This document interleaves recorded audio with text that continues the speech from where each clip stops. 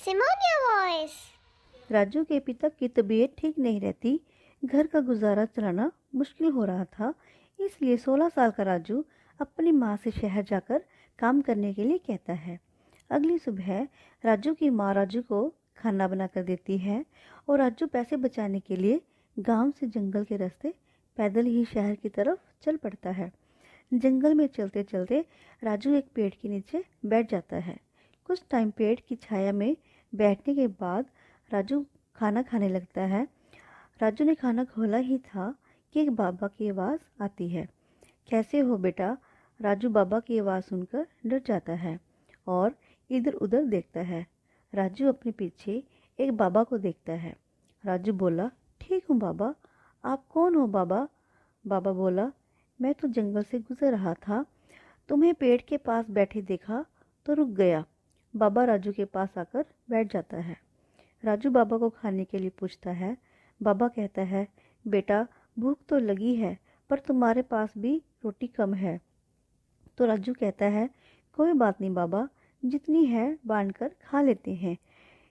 उसके बाद राजू बाबा ने इकट्ठे बैठकर खाना खाया। उसके बाद बाबा ने पूछा, तुम कहाँ जा रहे हो? राजू ने बताया, पिता की तबीयत ठीक नहीं रहती, घर का गुजारा करना मुश्किल है, इसलिए काम करने के लिए शहर जा रहा हूँ। बाबा राजू को अपने थैले में से एक कढ़ाई निकाल कर देता है। राजू कहता है, नहीं बाबा, मैं इस कढ़ाई का क्या करूँगा? बाबा बोला, बेटा इसको बाबा का आशीर्वाद समझकर ही रख लो, शायद शहर में तुम्हारे कुछ काम आ जाए। और बाबा चला जाता है और राजू शहर की तरफ चल देता है। शहर पहुंचकर राजू ने कई दुकानों पर काम करने के लिए पूछा, पर किसी दुकान पर कोई काम नहीं मिलता। राजू के पास शहर में रुकने के लिए कोई जगह नहीं थी।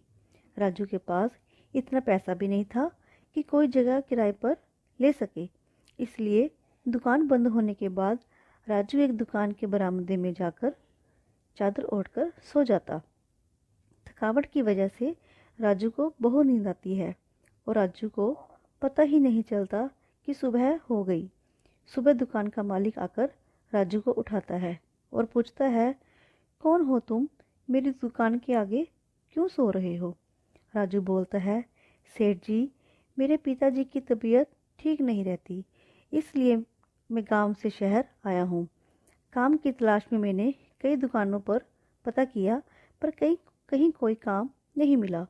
तो सेठ कहता है, तुम क्या काम कर सकते हो? राजू बोला, खाने का थोड़ा बहुत काम आता है, आप कोई भी काम दीजिए, मैं सीख लूँगा। सेठ कहता है, मेरी तो किराने की दुकान है, इस दुकान में से घर का गुजारा चलाना मुश्किल है, तुम्हें पगार कहाँ से दूंगा?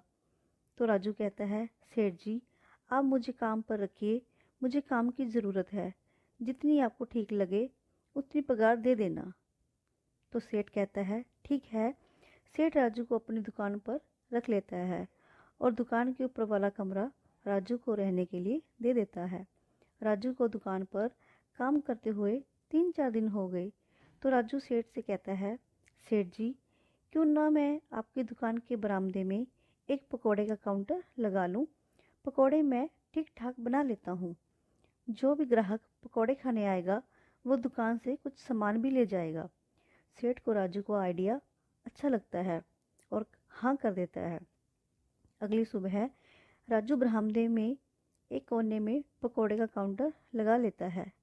जो जंगल में बाबा ने उसको कढ़ाई दी थी वो भी निकाल लेता है। पहले ही दिन राजू के पकौड़े की अच्छी बिक्री हुई। जिसने भी पकौड़े खाए वो सब राजू को बोले, तुम्हारे पकौड़े बहुत ही टेस्टी हैं, बिल्कुल जादुई स्वाद है। राजू के पकौड़े के साथ साथ दुकान के सामान भी बिक जाता है। अच्छी बिक्री हुई। सेठ बहुत खुश हुआ और शाम को राजू से बोला, राजू तुम तो बहुत अच्छे पकौड़े बनाते हो। तो राजू बोला, सेठ जी, मैंने तो घर पर 1-2 बार ही बनाए हैं, पता नहीं कैसे इतने अच्छे बन गए। तो राजू को जंगल से मिले बाबा की बात याद आई, क्योंकि बाबा ने राजू से कहा था, कढ़ाई रख लो, तुम्हारे काम आएगी। राजू समझ गया, यह जरूर एक जादुई कढ़ाई है, तो राजू ने जंगल वाली बात अपने सेठ को भी बताई। तो सेठ और राजू ने बाबा का मन ही मन शुक्रिया अदा किया। धीरे धीरे राजू के पकौड़े का काम अच्छा चलने लगा और सेठ का भी काम अच्छा चलने लगा। राजू अच्छे पैसे अपने घर भेजता। राजू के पिताजी का इलाज हो गया और पिताजी स्वस्थ हो गए। थैंक यू दोस्तों।